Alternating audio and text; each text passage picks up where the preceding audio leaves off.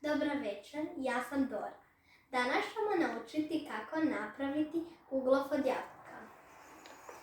Za to će nam biti potrebno 3 žumanka, 3 bjelanka, 120 grama šećera, 1 vanilin šećer, 130 ml ulja, 60 grama mljevenih badema, 1 žlica cimeta, 275 grama brašna, 1 vrećica praška za peciva i 250 grama naribanih jabuka.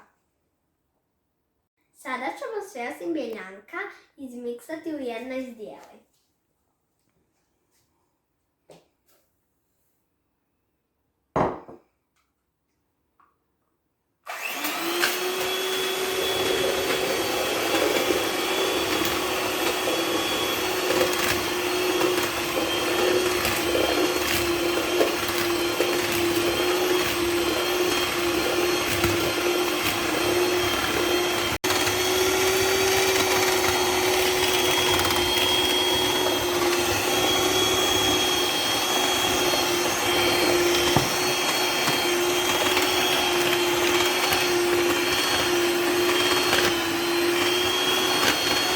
Sada ćemo bjelanke izmiksati u čvrsti snijeg.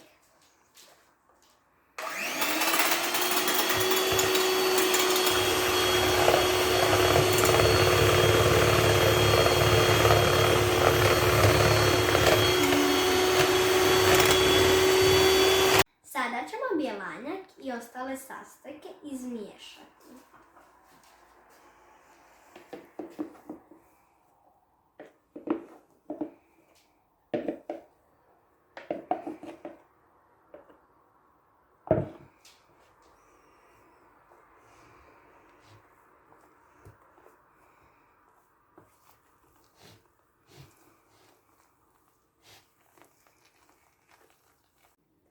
Nakon toga ćemo kuglov staviti u pečnicu 50 minuta.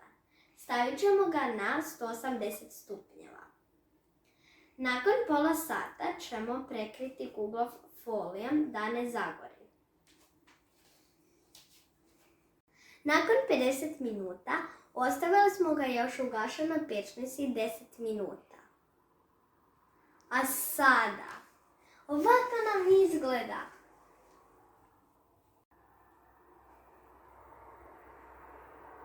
A sada imam za vas jedan izazov. Pokušajte nesti ovaj kolač dok se ne ohladi.